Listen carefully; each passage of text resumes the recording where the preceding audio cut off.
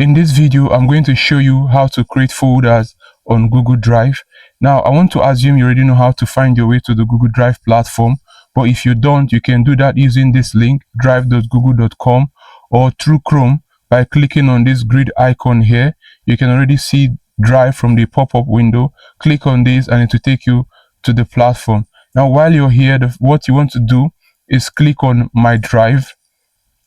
Now, on My Drive, you can just click on this empty space here.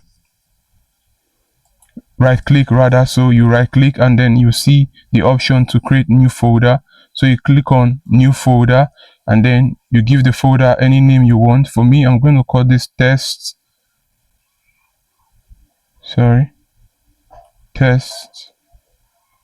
folder